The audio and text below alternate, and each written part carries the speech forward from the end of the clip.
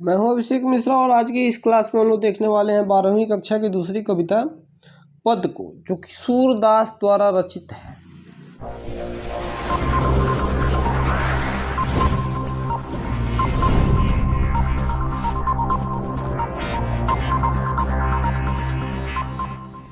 सूरदास कृष्ण की भक्ति धारा के कवि थे और इनके बारे में सबसे पहले हम परिचय पढ़ लेते हैं, क्योंकि कवि परिचय से भी परीक्षा में ऑब्जेक्टिव क्वेश्चन पूछे जाते हैं और खूब पूछे जाते हैं। उतने ही पूछे जाते हैं जितनी की कविता से पूछे जाते हैं।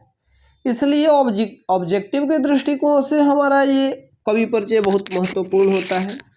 सूरदास की बात करें तो इनका जन्म 1478 ईस्वी में हुआ था शायद, क्योंकि यहाँ लिखा हुआ है अनुमानित।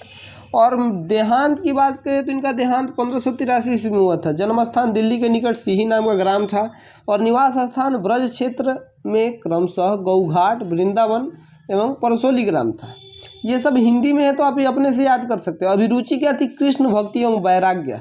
ये महत्वपूर्ण है। ये किस भक्ति धारक कवि थे? कृष्ण भक्ति धारक कवि थे। ठीक है। और इनके दीक्षा गुरु महाप्रभु वल्लभाचार्य थे, ये भी महत्वपूर्ण है।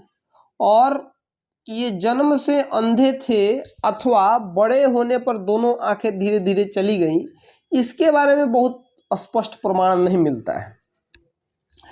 इनकी कृतियों की बात करें तो इनमें सूर सागर आपको याद रखना है, कि परीक्षा के दृष्टिकोण से ये बहुत महत्वपूर्ण है। और भी मन करे तो जो लिखा हुआ है उसको याद कर लीजिएगा। सूर सागर के कारण कवि को विश्व प्रसिद्धि मिली थी, ये नीचे के लाइन में लिखा हुआ है।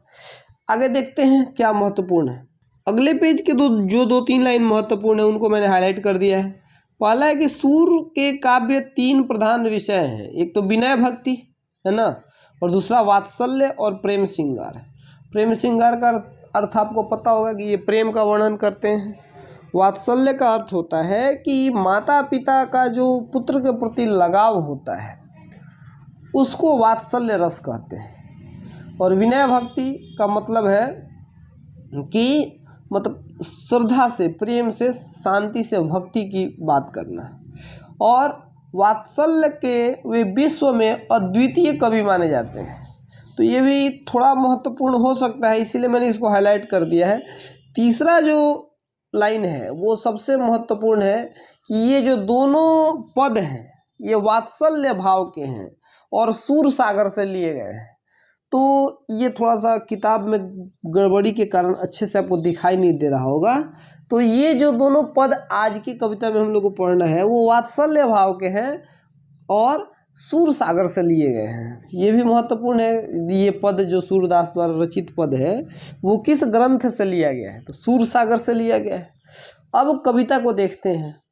जो हमारा पहला पद है वो लिखा हुआ है, जागिए ब्रजराज कुंवर, अर्थात हे ब्रज के राजकुमार जाग जाओ। जागिए ब्रजराज कुंवर, कमल कुसुम फूले। कमल कुसुम कहते हैं कमल के फूल को, अर्थात हे ब्रज के राजकुमार जाग जाओ, कमल के फूल खिल गए हैं। कुमुद वृंद संकुचित भय, अर्थात कुमुद भी एक प्रकार का फूल है जो रात में खिलता है और सुबह में संकुचित हो जाता है, अर्थात सिकुड़ जाता है। तो और वृंद का मतलब होता है समूह। कुमुदों के वृंद भी संकुचित हो गए हैं। भृंगलता भूले, भृंग कहते हैं भ्रमर को, और भ्रमर जो फूलों का रस चूसता है, तो फूल भी माफ कीजिएगा, भ्रमर भी लताओं पर मड़राने लगे हैं। जागिए ब्रजराज कुंवर कमल कुसुम फूले, अर्थात हे ब्रज के राजकुमार जाग जाओ, कमल के फूल खिल गए हैं। कुमुद वृंग संकुचित भय भृंग लता भूले, अर्थात कुमुद के समूह भी संकुचित हो गए हैं और भ्रमर लताओं पे मंडराने लगे हैं। तमचूर खगरोर सुनहु, तमचूर कहते हैं मुर्गे को और खग कहते हैं पक्षी को, और रोर कहते हैं जो वो कोलाहल करता है, यानी कि मुर्गा कैसे सुबह में बोलता है, तो वो गाँव में मुर्गे का बोलना सुबह होने का प्रतीक माना जाता है। कई पहले के ज़माने में जब अलार्म नहीं हुआ करता था तो लोग मुर्गे की आवाज़ सुनकर भी जग जाते थे। मुर्गा सुबह सुबह बोलता है। तो तमचूर खगरोर सुनहु, मुर्गे बाग देने लगे हैं, मुर्गे बोलने लगे हैं। बोलत बनराई, बनराई कहते हैं पेड़ पौधों को, और पेड़ पौधे भी बात करने लगे हैं, है ना। ये कल्पना है, पेड़ पौधे तो बात नहीं करते हैं, ये कल्पना है। रंभाती गो खरिकनी में, गायें अपने घरों में रंभाने लगी हैं। गायों का जो एक घर होता है, बाड़ा होता है, वो उसमें रंभाने लगी हैं। बछड़ा हितधाई, और अपने बछड़ों को दूध पिलाने के लिए वो गायें रंभाने लगी हैं अपने बाड़ों में। विधु मलिन रवि प्रकाश, अर्थात चंद्रमा मलिन हो गया है। विधु कहते हैं चंद्रमा को, और रवि कहते हैं सूर्य को। रवि प्रकाश और सूर्य प्रकाशमान हो गया है। गावत नर नारी, पहले के ज़माने में सुबह सुबह लोग क्या करते थे, प्रातः काल में गीत गाते थे, सुबह होने का गीत गाते थे, है ना, गाँव में।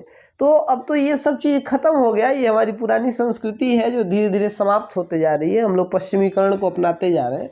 परंतु ये जो कवि थे उस समय की कविता लिखते हैं तो उस समय का ही वर्णन करेंगे।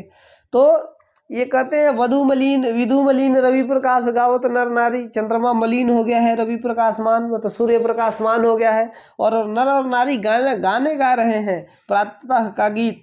सूर्य श्याम प्रातः उठो, और अंबुज कर धारी, श्याम मतलब सूर्य इनसे आग्रह करते हैं दोनों हाथ जोड़कर, अंबुज कर धारी दोनों हाथ जोड़कर, है श्याम प्रातः हो गया उठ जाओ। ठीक है, तो ये पहला पद था। अब दूसरे पद को देखते हैं। दूसरा पद है जेवत श्याम नंद की कनिया। जेवत का मतलब होता है कि खाना, भोजन करना। जेवत का मतलब होता है भोजन करना। तो जेवत श्याम नंद की कनिया, कनिया का मतलब होता है गोद में, है ना। श्याम गोद, श्याम मतलब कृष्ण, श्याम नंद की गोद में बैठकर खाना खा रहे हैं। नंद कौन थे? उनके पिता थे। तो श्याम नंद की गोद में बैठ के खाना खा रहे हैं। कछु खात कछु धरनी गिरावत, कुछ खा रहे हैं और कुछ धरती पे गिरा रहे हैं।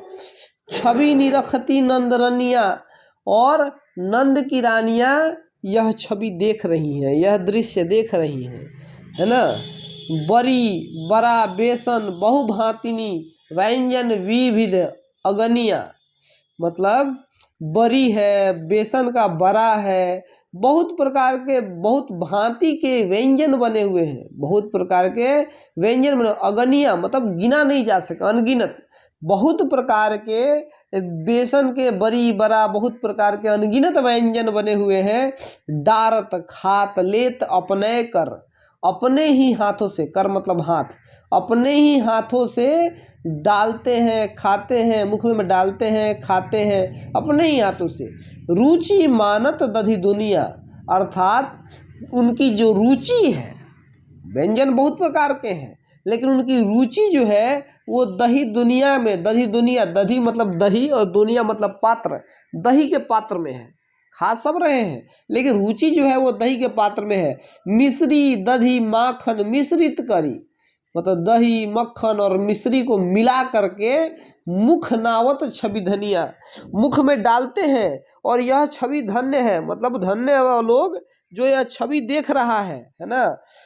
आपुन खात अपने खा रहे हैं, नंद मुख नावत नंद के मुख में डाल रहे हैं।